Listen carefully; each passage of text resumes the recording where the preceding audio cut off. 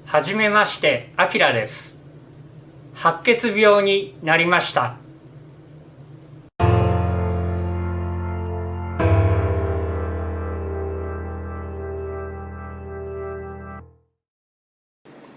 こんにちは。白血病サバイバーのあきらです。今回もこのノートを見ながら闘病期お話しします。入院43日目、これは2月の7日でした。この日から再対血移植前処置ということで抗がん剤投与が始まりました。自分の場合は入院した当初、レントゲンで肺にカビのような影が見えるということで、通常の強い抗がん剤投与、これはリスクがあるんじゃないかということで、弱い抗がん剤治療をしたんですね。これが1週間で、結局それで白血病細胞がすごく増えていたのがガーッと下がって、そこまでは順調だった。しかしその後ですね、本来ならだんだんそこから増えてくるはずの白血球、これが全然増えてこないと。また遺伝子変異 FLT3 フラット3変異があるので、薬物療法だけではなかなか難しいかもしれない、そういったこともありましたね。それで再対血移植をするということになったわけです。その移植前処置ということですね。通常の抗がん剤治療、これが1週間続くと、その初日なわけです。ここに薬の資料があるんですね。入院中どんな薬を飲んでいるのかとか、そういったことはあまり分かっていなかった部分があるんですけれども、この抗がん剤治療に関しましては、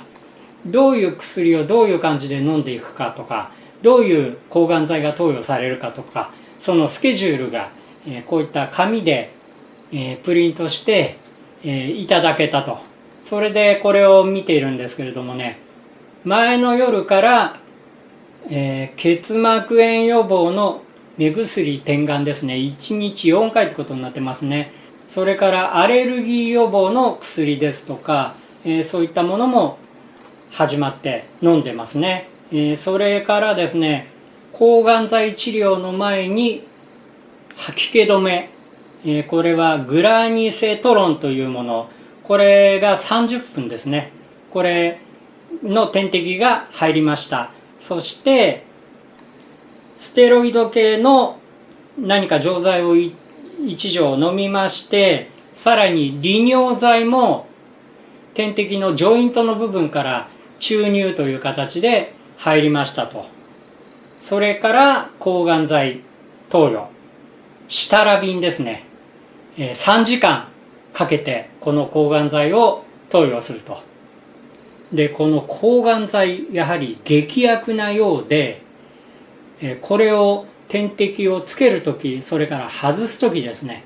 看護師さんが完全防備のような感じになるんですね。もう普段は点滴をつけるときとかナース服でそのまま手袋はしてますけどもね、それでされてますが、それだけではないんですね。何かこう防御するようなエプロンというか、顔もカバーできるようなものをつけたりとかですね、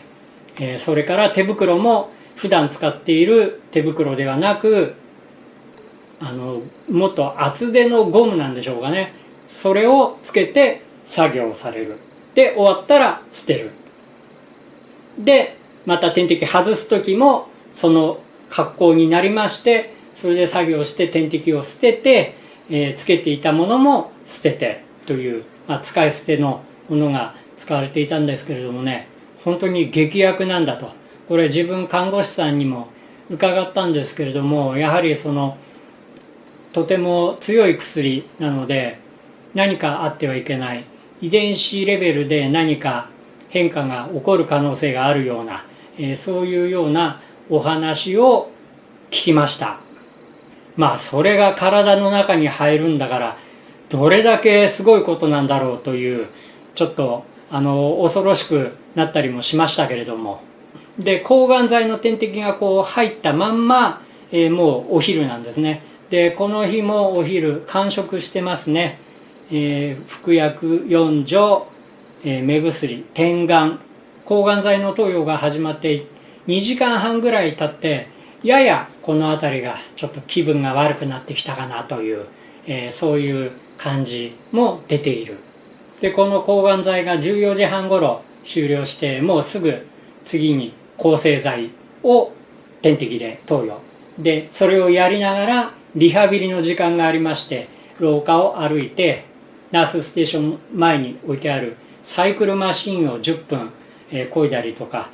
そういったことをしてますね。でそういうことをしてると気が紛れていいんですけれども、部屋に戻ると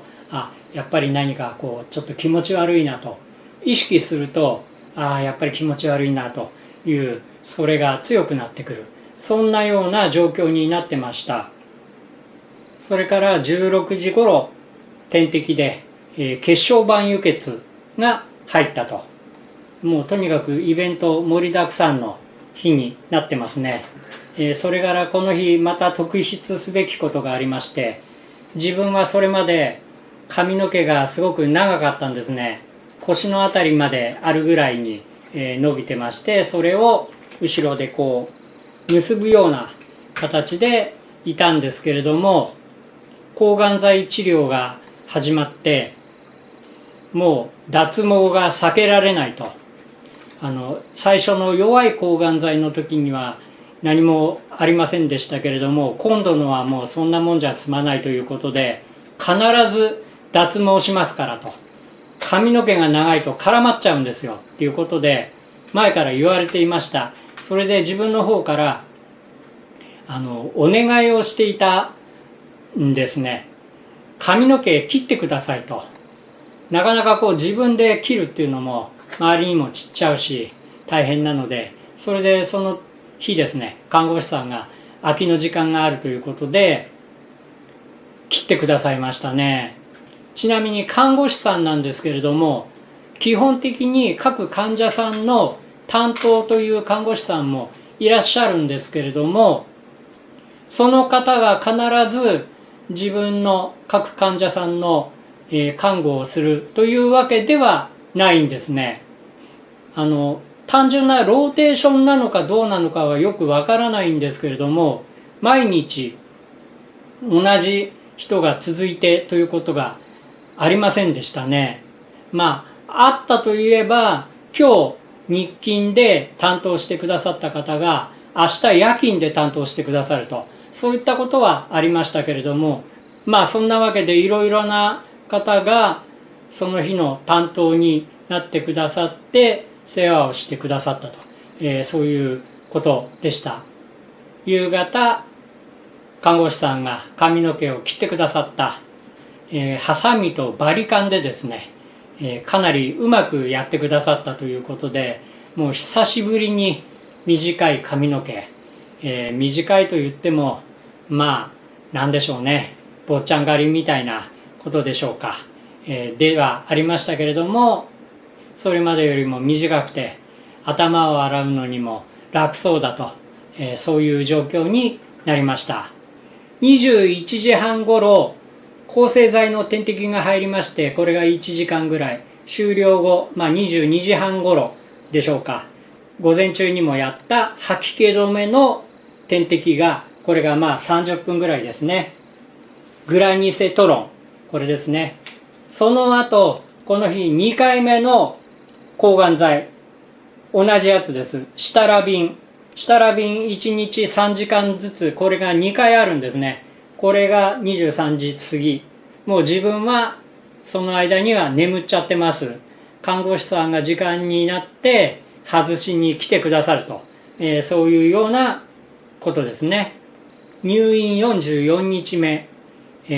抗がん剤治療2日目ということになりますね。前の日と大体同じスケジュール、6時過ぎに看護師さんが巡回に見えまして、点滴の抗生剤がつながってと、で血圧がここ数日ちょっと高めの120台ですね、点滴が入り続けているせいもあるのかもしれないということでした。少し体を動かして廊下を歩いてますね。8時頃朝食で、口の中が数日前からちょっと荒れている、痛くなっている、硬いものがちょっと噛みづらいということで、硬いものは食事でも残していた。それが、ますますちょっと広がってるのかなという感じですね。で、この先抗がん剤の副作用で、口の中が荒れたりとかさらにするよということを伺ってたので、今からこれでどうなっちゃうんだろうっていうことがありまして、刻み食という病院食があるんですね。それは食材を細かく刻んで食べやすくしている、噛まなくても食べやすくなっているような、そういうものなんですね。それでお粥などもあるし、だから硬いものが食べられないから、食が進まないような人はそういったものを流し込むっていうことでもないかもしれないけれども、それだと、噛まずに歯が痛くなく食べられると、そういうものをこの辺りでお願いしてますね。ただ実際に出てきた刻み食を見まして、食べやすいようにとろみがついてるんですよね。で、全部同じような感じになっちゃうんですわ。いろいろな味があるはずなんですけれども、同じような感じで食べるので、元のメニューがもうとにかく何なのかよくわからないぐらいに刻んであってとろみがついているということだったですね。10時頃シャワーを浴びて、10時半頃に、点滴、栄養系と水分系ですかね、これを交換して、その後吐き気止めの点滴が30分ですね。これは前日と同じグラニセトロン、これが入りました。その後11時過ぎに抗がん剤シタラビン3時間ですね。これをつないでる間に食事をすると、そして廊下を歩いたりとか、そういったこともしてますね。このシタラビンの投与が14時頃に終了と、ちょっと気分が悪くなってきた、意識をするとなんか気持ち悪いなっていう感じ。この日特筆すべきことが、ありまして、14時半頃ですね、妻が、来てくれたんですね。ただもう抗がん剤治療が始まりまして、面会はできないということなんですね。ですから荷物を持ってきてくれた、届けてくれたと。自分はそれまでずっとガラケーを使っていたんですね。今回再対血移植を受けるにあたり、4社、先生、看護師、それから妻と自分ですね、これで話をした時にですね、どうもその移植をするだけで退院できずに3割の方が亡くなってしまうと、そういう確率なんだというお話があったんですね。でもしかしたら妻の顔を見ることもないかもしれないみたいな、最悪の場合はそういう状況も起こりうると。で、自分はあんまり詳しくなかったんですけれども、スマホだとビデオ通話ができるというんですね。それまで毎日電話で話はしていたんですけれども、もちろん声を聞くだけでも心安らかになったりとか、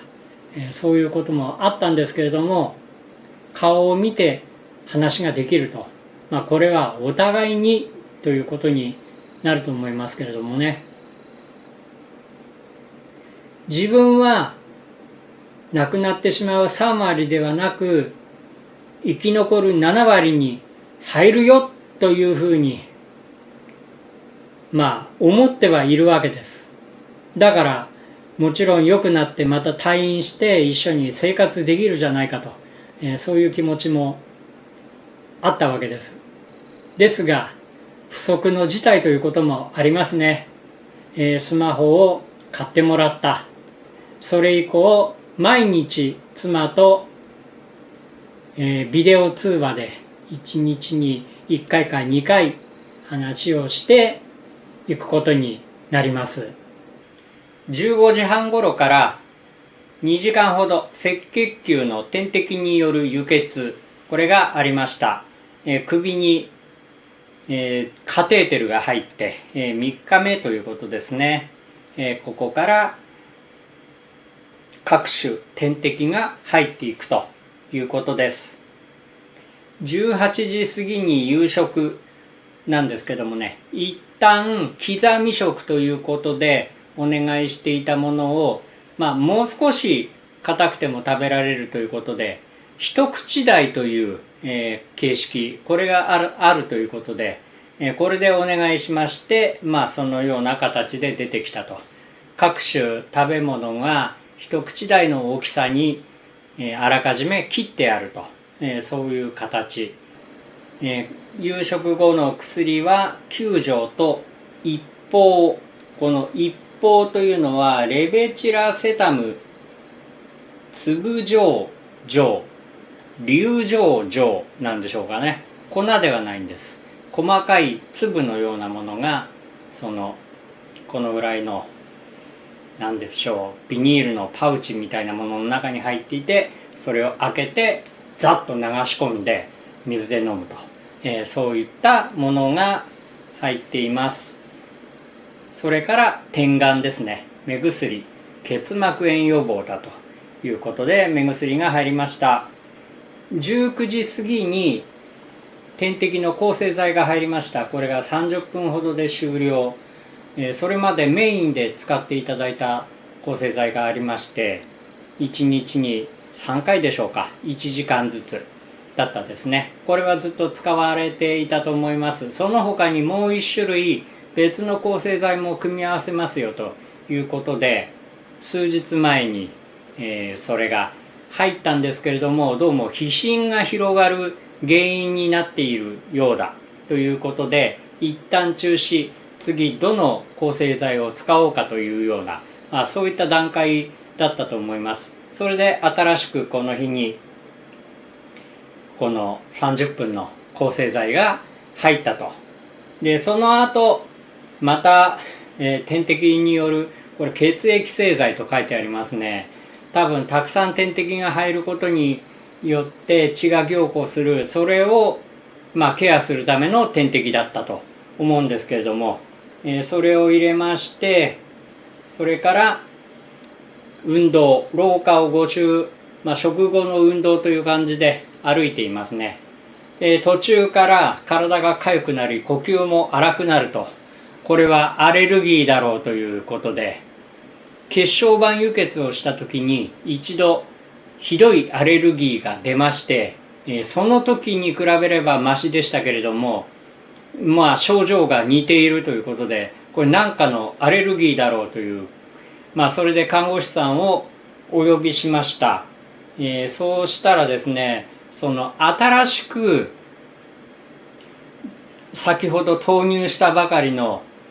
抗生剤がやっぱりまたアレルギーの元になっているのではないかと